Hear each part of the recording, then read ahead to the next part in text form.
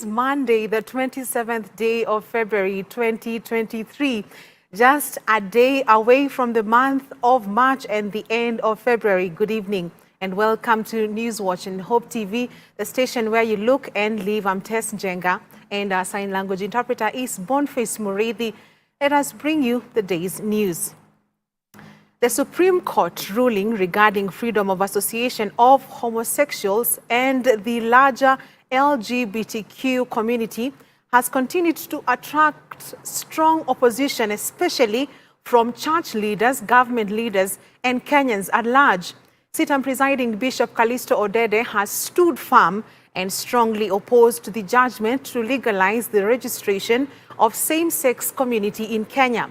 As Dickens Luvanda now reports, the chairman of the Kenya Christian Professionals Forum, KCPF, the Evangelical Alliance of Kenya, EAK, Speaker Moses Wetangula and Attorney General Justin Muturi are just some of the leaders who have criticized the decision.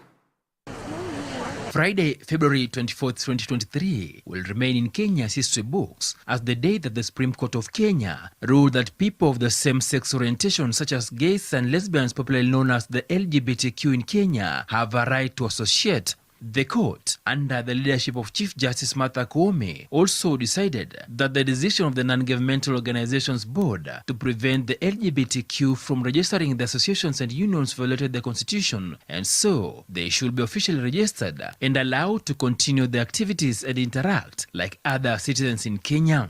Despite this, the court warned Kenyans or anyone on Kenyan soil against engaging in same-sex relationships and said that the act is still illegal in Kenya's penal code. The decision of the 5 judges, who voted 3 against 2, has caused a stir in the country, with various leaders strongly opposing it, saying the judiciary has misled Kenyans and intends to destroy the society, with sit-and presiding Bishop Callisto Odede emphasizing that the church will not be part of the ruling. So the question that we are asking is, should other institutions or should other entities which are also criminalized also be allowed and given the opportunity to be registered? But how far will we go? Will we then register rapists? Will we register pedophiles? Will we register those who are involved in incest? That there has to be a sense of moral responsibility and authority that people who are enshrined with a responsibility like the Supreme Court should actually not just vote because they're arguing it from a loophole within the Constitution, but they should vote knowing what is best for the country. Bishop Odede's statement is in line with the statement of the Evangelical Alliance of Kenya, EAK, which addressed the media and distanced itself from the ruling.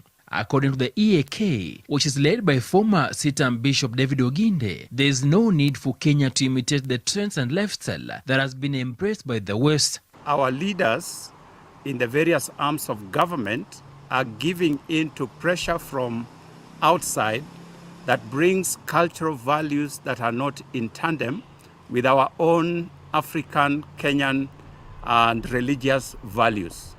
And so we must take our stand as a people with clear identity, clear values, clear ethos, and resist this push no matter what it comes with. The Kenya Christian Professionals Forum, KCPF, led by lawyer Charles Kanjama, says homosexuals and the gay community will now have a great opportunity and demand to be involved in government, public and social issues, and engage in community issues with the sole aim of spreading the perverted agenda. We have observed what has happened in the Western countries and in Latin America and even in South Africa.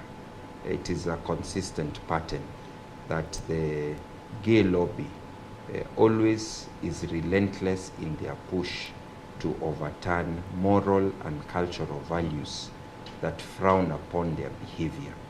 They take several steps. They start associating. They push for you to remove the laws that prohibit that behavior. Then they start pushing for civil unions. They push for marriages. They push to educate children in schools that behavior is acceptable. They push for churches to change their teachings. So it is a slippery slope. According to the Speaker of the National Assembly, Moses Wetangula, the decision by the Supreme Court is a big blow in Kenya that can end in a disaster that will destroy the nation. The Attorney General Justin Muturi has, on the other hand, vowed to use legal methods to appeal against the judgment for the sake of protecting the values of Kenyans, with members of parliament now expected to discuss the issue in parliament.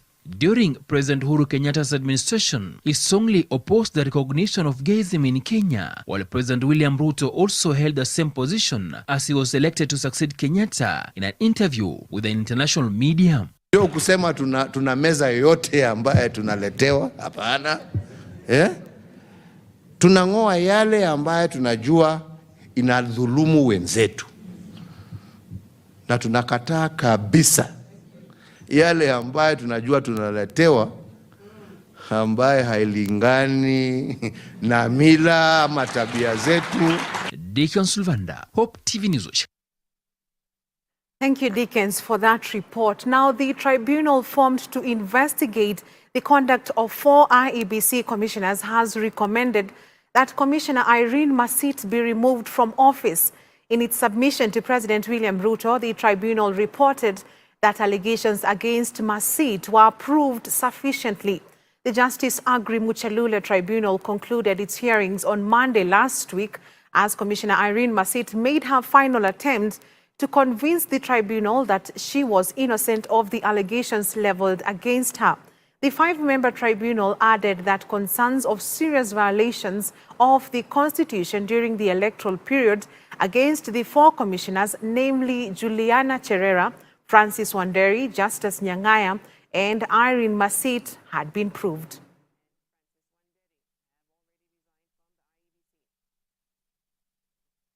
Now, Embu Governor Cecily Mbarire has been appointed as UDA's chairperson, replacing Johnson Muthama. At the same time, Kakamega Senator Cleophas Malala has been appointed as UDA's new Secretary General, replacing nominated Senator Veronica Maina. While addressing the media after his appointment, Malala assured members that he will facilitate and monitor the progress of the implementations of promises made by the ruling party during its campaigns, adding that they will be accountable to Kenyans. Among other appointees include Yala Member of Parliament Omar Hassan, who has replaced Kipruto Arap Kirwa as Vice Chairman, and Japhet Nyakundi, Member of Parliament for Kitutu Chache North, replacing Omingo Magara as Treasurer.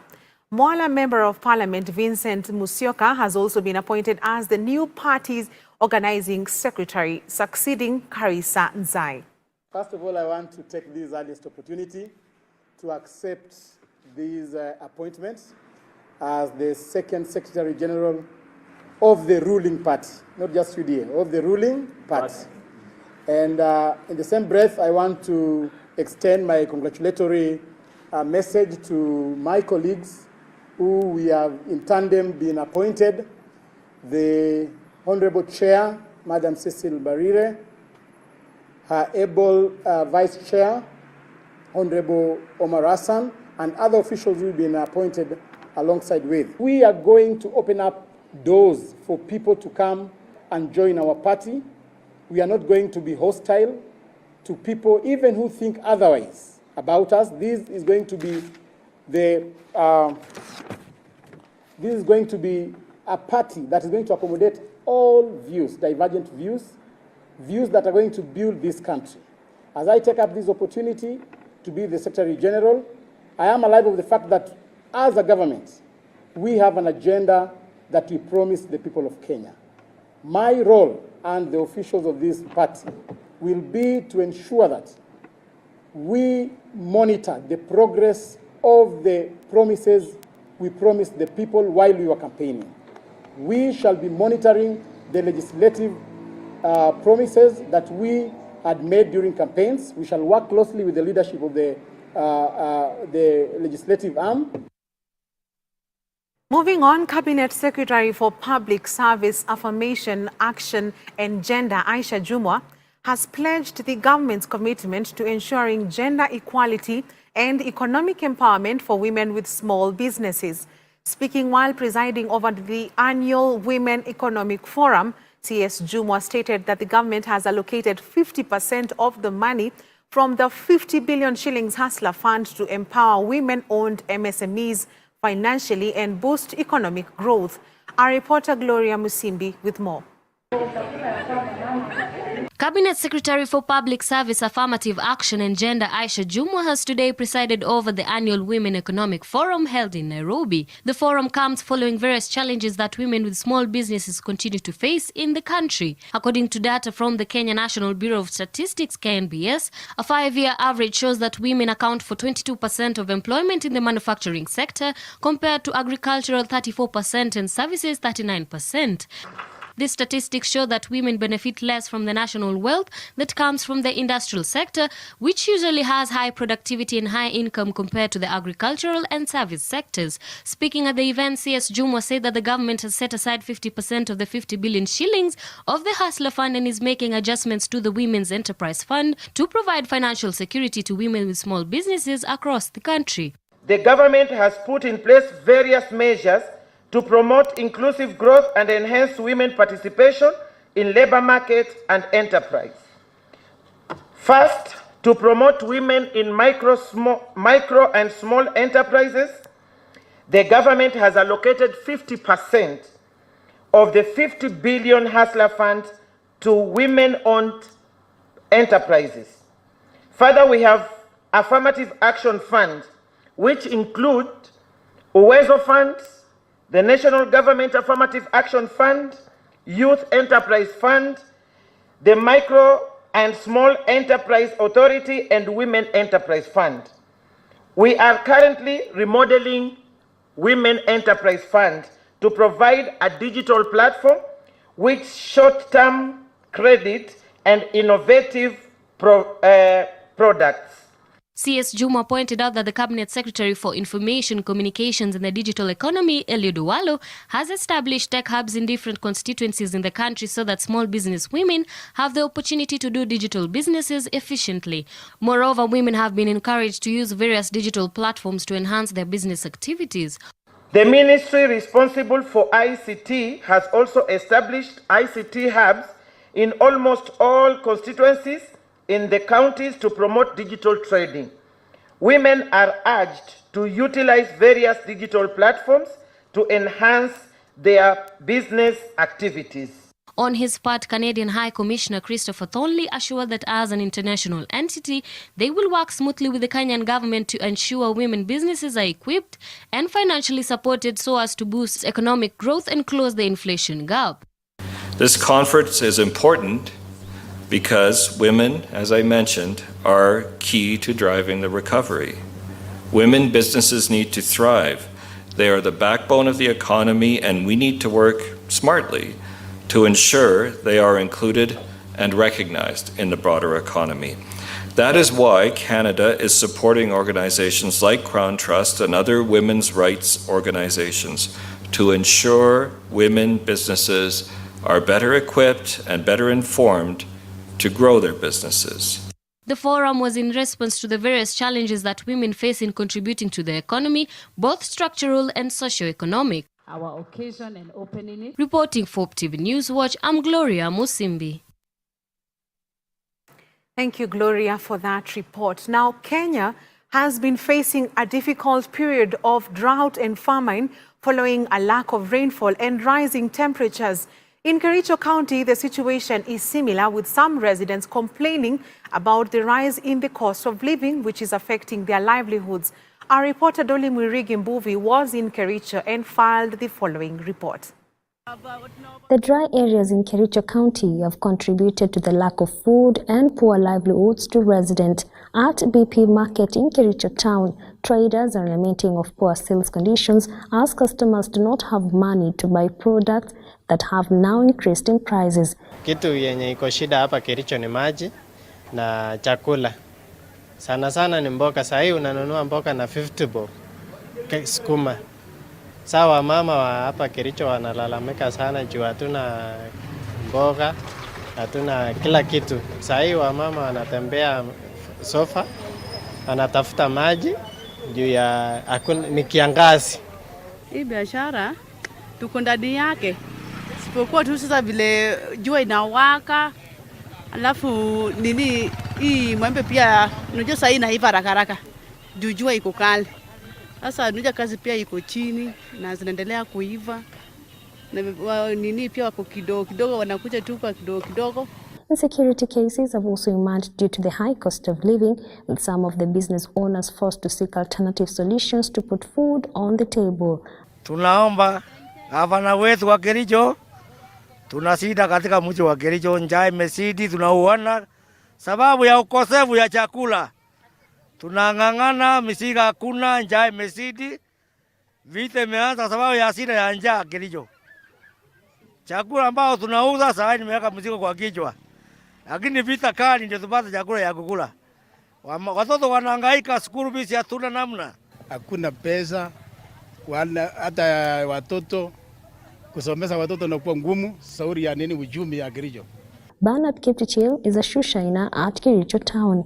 He says his business has gone down since late last year, and so balancing his family needs has become a hard task. Kutoka 2014 mpaka 2019 biashara ilikuwa sawa. From 2019 mpaka 2022 biashara ndio ilianguka sana. Ilianza kuharibika kuhusika na mambo ya COVID-19. But tangu tufanye uchaguzi juzi Januari tumeanza, ndio sasa biashara imeisha kabisa. Saa hii baadaye unang'ang'ania 300, 200. Imagine unaishi nyumba ya 1000. Unafanya tena hesabu ingiani. Kericho residents are now pleading with the government to help ease the economic situation. Generally biashara iko chini sana kwa saa hii. Hata ukijaribu kubalance chakula, yani ukibalance chakula, nyumba, nini, watoto, fee inakuwa ngumu. Na si ati fee ni ile mingi ya high school, maybe ni ya pre-unit, lakini bado ni noma. Kwa yenyewe maisha ya saa hii kumekuwa gugumu. Na hiyo pesa ya asola hatujalipa. Watoto wako nyumbani. Kila kitu ni kugumu. Sasa tuambie tutafanya aje. The delay of short rains has contributed to the harsh economic times as residents lament, even as the country was recovering from the effects of COVID-19 pandemic. Dolly Rigimbovi for Hope TV from Kericho County. Thank you, Dolly, for that report. As Kenya marks the February Cancer Month, Zambezi Hospital has partnered with Mwalimu Sacco, one of the country's biggest SACCO, to hold its annual cancer walk. The walk aims to sensitize the public on the need for early screening for the disease, cancer control and prevention. Speaking during the walk at the Nyayo Stadium, Zambezi Hospital CEO Dr. Geoffrey Mutuma said the walk incorporates both the young and old as the disease affects Kenyans of all walks of life. He urged Kenyans to prioritize healthy living and early screening. Mwalimu Sacco official Odhiambo Oyange said the Sacco has sponsored the walk to support early cancer screening, treatment and research efforts. We are here today, 25th of February. We are doing the cancer walk, which we have been doing for the last 9 years. Cancer walk has been with us for the last 9 years. We normally do cancer walk in this day.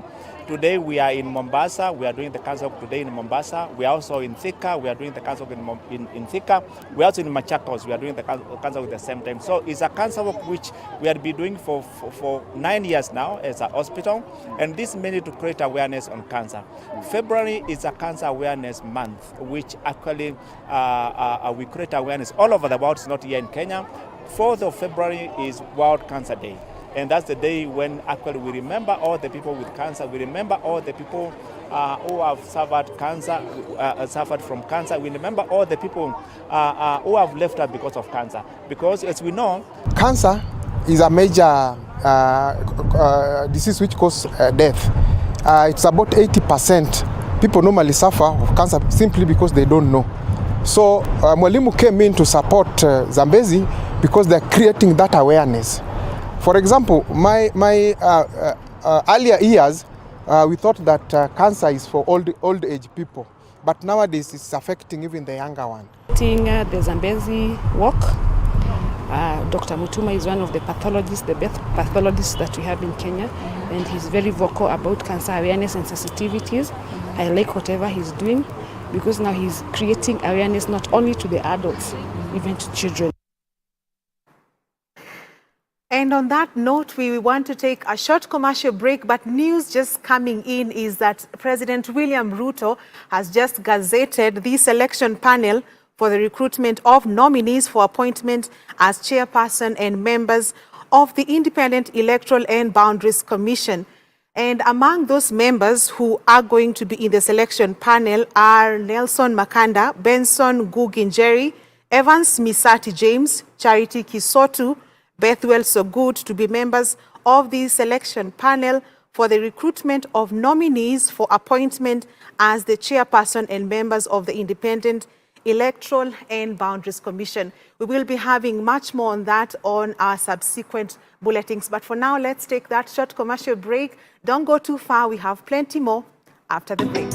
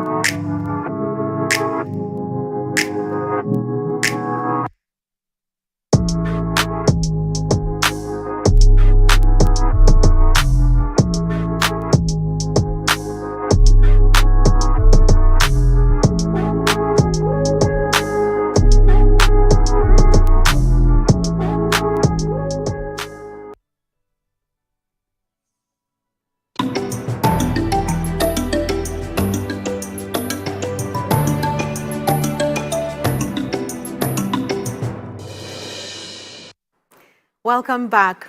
Siaya Governor James Orengo has ordered all the county institutions to revise their work plans to prioritize service delivery. Orengo, who spoke at the county government headquarters during the performance contract signing ceremony between him and the county executive committee members today, said there was need for change of attitude towards work by the county employees. He said that departments and agencies must put in place mechanisms to ensure that service delivery is not compromised. Orengo told the county workers to ensure that they translate the contents of the performance contract document into practical results. Today we have signed performance contracts for the period 1st of January to 30th June 2023. In total, 12 contracts have been signed or are to be signed. I expect that these contracts will be cascaded to the chief officers and directors, as had been alluded to by the county executive member for governance, with the obligations of each party in the contracts. I look forward to a county where service delivery is supreme.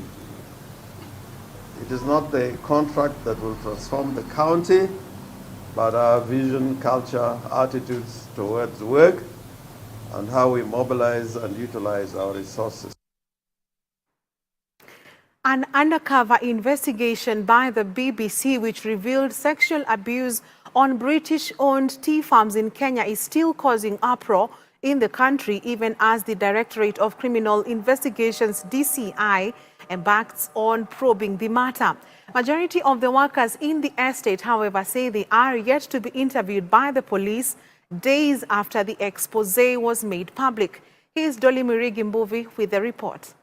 Sexual exploitations and human rights abuses have for decades gone on in the tea industry, with women workers being the biggest victims. A week after managers and supervisors in two tea multinational James Finley and Unilever were exposed for preying on female workers and job seekers, the victims say no authority has approached them nor asked any of them to record a statement with the police. In the expose, more than 70 women revealed tribulation they faced at the hands of the supervisors and managers at the tea companies. employees. Some of them attempted to report the cases to their employers, but they were ignored or threatened with dismissal. The managers have also not been summoned to appear before the Directorate of Criminal Investigation (DCI) over the matter that has since assumed an international dimension. European outlet Tesco and Sainsbury have since condemned the incident of sexual exploitations, while Starbucks said it had immediately suspended purchasing from James Finlay and Company in Kenya. Kericho Governor Dr. Eric Mutai, speaking after attending service at Sitam Kericho, strongly condemned the happenings at the tea estate. And I made it clear that rape in our modern and our space of time is worse than a civil war, because each time we rape a woman, we attack the faith of that woman. We attack the core foundation of dignity in our womanhood. And it is something that I came out strongly. I'm happy the police are up on this, and the DPP himself has ordered investigation the same, and I know the culprits will be brought to book. We also need to move away from this thing in the society, that each time people do mistakes, we try to cover it up and try to pamper it, because we've taken a woman that when a woman is just raped, it is just that an everyday event. However, Finlay is one of the multinational tea firms named in the exposé, suspended 2 individuals featured in the investigation film and barred them from all Finlay sites. Dolly Merigimbuvi for Hope TV. Moving on, 4 people, including 3 Murang'a Level 5 hospital staff, who were arrested over the weekend on suspicion of theft of medicines at the hospital, will remain in custody for the next 14 days. The 4, Anthony Nganga, Ann Nyambura, Frida Wangeji, and Linus Mureithi, who allegedly stole drugs worth more than 1 million shillings, appeared at the Murang'a court today. The court granted a police request for continued detention to continue their investigation. County leaders led by Governor Irungu Kang'ata, have denounced the theft of medicine in public hospitals while issuing a stern warning to all county employees.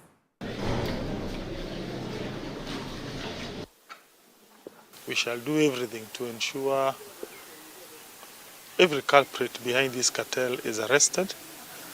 And we take this opportunity to thank the members of public who gave us the tip. We thank the police for their swift action. Not every county employee is bad. There are so many very good county employees doing a good job in Murang'a County government. But of course, in every market, you'll always find a wayward person. Those few who are behind this racket, they will be arrested and taken to court to face the law.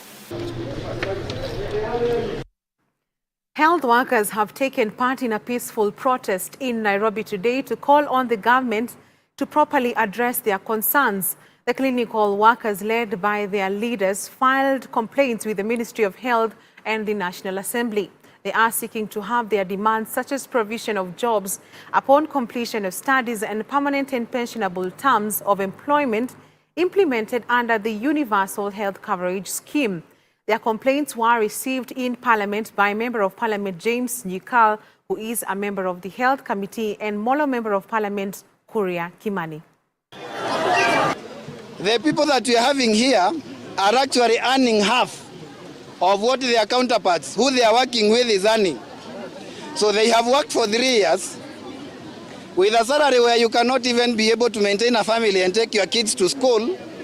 And now, after they fight COVID-19, and it's gone, or almost gone, then the reward that they are being given is to continue with the same exploitative terms. People have been resistant to the issue of Health Services Commission, but now we must put a structure in place that will ensure that when health workers are employed, wherever they are working, in whichever county they are working, they work under exactly the same conditions. So unless we do that, we are not going to achieve universal health cover unless we are cheating our people. Still on matters health, the Doctors Union has issued a 21-day ultimatum to their employer KPA to suspend a new medical scheme that is currently being piloted. The aggrieved workers said that the new scheme is yet to be registered and was only to be piloted for 1 year, subject to review after 6 months, yet their employer has gone ahead to fully implement it illegally. Led by the Union Secretary General Simon Sang, the workers have threatened that they will be holding protests every 7 days until the 21-day ultimatum is completed. Sang said that the new scheme is inhuman to employees, as it states that any employee who has surpassed the set limit be removed from medication immediately, even if they are still under treatment.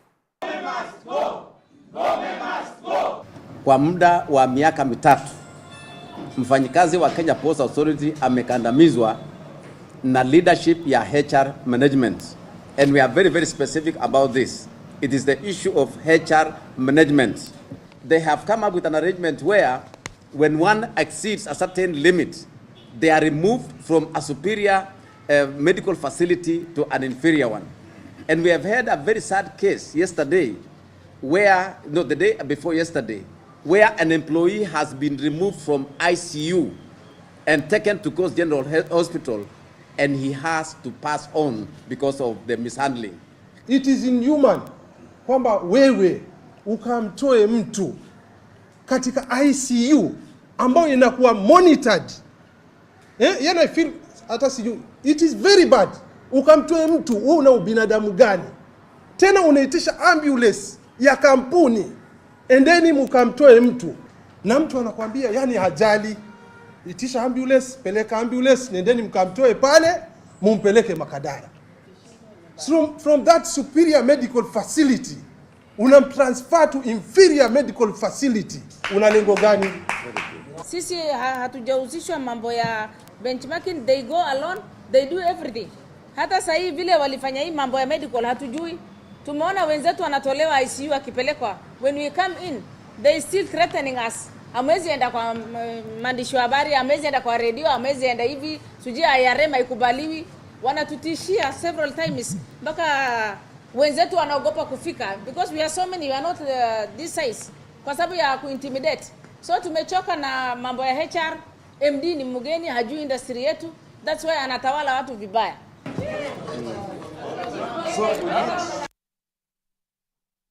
Now, Kisumu National Polytechnic students today boycotted classes protesting against a hike in fees. The students converged at the Polytechnic gate where they barricaded it with stones to prevent movement of vehicles in and outside the institution. The students accused the principal of closing down school hostels and banning school buses from ferrying students to burials in case of a student's death.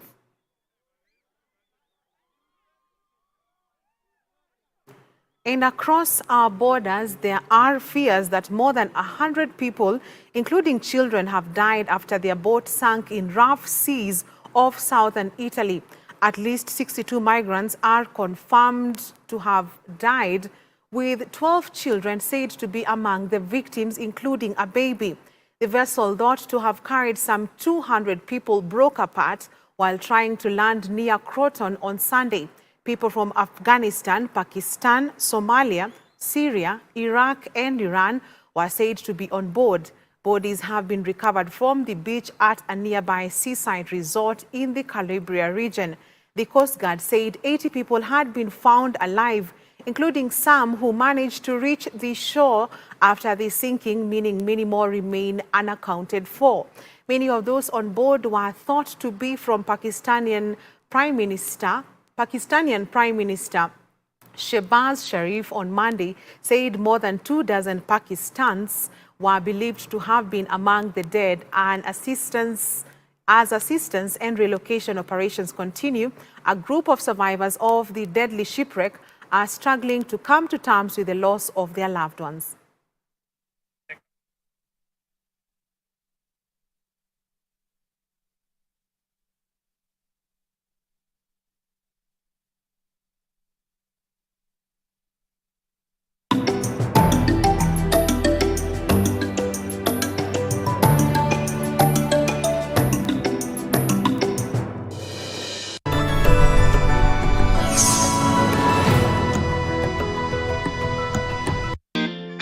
Every Wednesday at 7:30 p.m.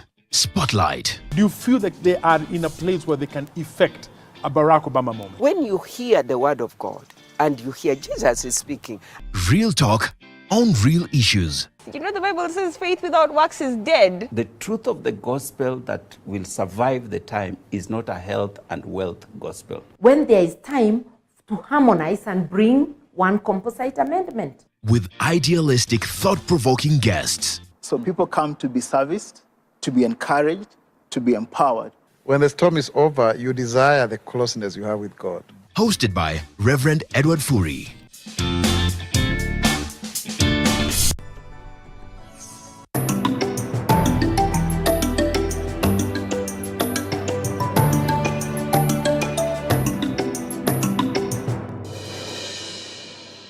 Well, let us now take a look at business. Britam Holdings and technology company Voltic Kenya have partnered with ENA to extend a trip personal accident insurance offering to all E&A coach customers. I beg your pardon. The offering provides travelers a coverage of 50,000 shillings on accidental medical expenses, 15,000 shillings on ambulance services, and 200,000 in the unfortunate case of accidental death or disability during the duration of their trip at no extra charge. This as the two companies strive to offer their customers exemplary and innovative services. Sometimes, most of the time, we cannot avoid accidents. They are there to happen. And we are trying to assure them that once it happens, then we come in handy to assist them in the first few days so that they can get back to their feet as they follow up other insurance companies, which normally takes a long process. This is the first time that Britam is launching trip or travel insurance with a bus company. So this is a very unique solution. And this solution also goes a long way in providing comfort to our customers, ensuring that they don't have to worry in case of any unfortunate incidences, and therefore they need to focus only on their travel and the rest is taken care of. Voltic is a technology company that has focused in providing innovative solutions to the public transport operators in the market. So we've built an ERP that enables public transport operators to automate all their services from ticket bookings, routes and fare management, checking revenue on the fleet they have, and tracking all the revenue from their different customer touchpoints till the money hits their bank account. President William Ruto has removed trade barriers between Kenya and Tanzania in order to enhance ties between the two countries for a smooth bilateral trade between the two East African states. The head of state said the lifting of trade bans will increase exports and imports of goods between the two countries and boost the economy through foreign exchange. The president pledged to develop a sustainable mechanism to identify, monitor and resolve non-trade barriers that limited potential trade between the two countries.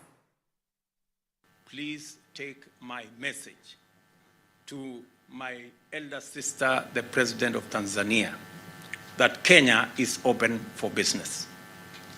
Please inform her that I appreciate every time I send investors from Kenya, she gives our investors personal attention.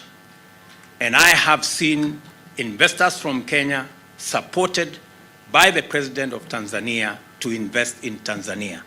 And I will reciprocate to make sure that we tap into the pool of investors that exist in our countries. Additionally, the adoption of clean modern cooking minimizes our appetite for wood fuel, which has traditionally led to decimation of the national tree cover as well as illegal felling of trees on a massive scale. Liquid petroleum gas is an important transition alternative, representing a major step towards clean domestic energy consumption. It is therefore beneficial to promote it as a cleaner, safer, healthier, and significantly more environmentally compatible alternative to wood fuel. Of these interventions that we are making in this space of gas is the development of a common user terminal for LPG at Mombasa. We shall also implement the open tender system in the importation of LPG to achieve competitive and efficient pricing of product, including other mix and match interventions that will ensure that the end user, the consumer, gets the most competitive price.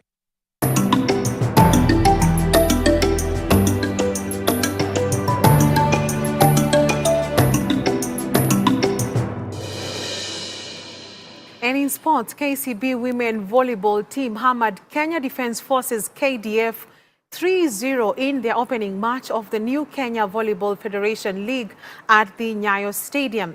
The Bankers won by sets of 25-14, 25-19 and 25-18 respectively to seal their day's win in a clash that saw incomers make their debuts for the team. Head coach Japhet Munala started his favorite six in the first set, with Captain Edith Wisa leading a team comprised of libero Lindsay Jeruto, Miriam Wamaitha, Charlene Maiwa, Immaculate Nekesa and Malkia striker Mercy Moim. The Kenya Volleyball Federation KVF will announce the fixtures and ventures of the second leg of the league. We had prepared well for this match, for the two matches that we were to play this weekend. Unfortunately, we did not play the first match, but we had prepared for this team. It's a good team. It has one player who is in the national team player, and they have two good attackers. So I'm happy that we have won 3-0. We wait for another match. So far, we are working on our errors that we did during the playoffs, and I can see there are some of the areas we have already covered, and it's working for us. So still doing the extra job of making sure that we don't lose again. Well, we have come to the end of Newswatch tonight. Just to revisit that breaking news that came in just recently is that President William Ruto has appointed a selection panel for the recruitment of nominees for the appointment as chairperson and members of the Independent Electoral and Boundaries Commission, IEBC. Among those who have been selected are Dr. Nelson Makanda, who is the General Secretary of the Evangelical Society of Kenya, and Fatuma Saman of the National Muslim Leaders Forum. It is indeed a big congratulations to them. And that's all we have for you on Newswatch tonight. Thank you for watching. I'm Tess Jenga, and our sign language interpreter is Boniface Mureithi. Have a good night.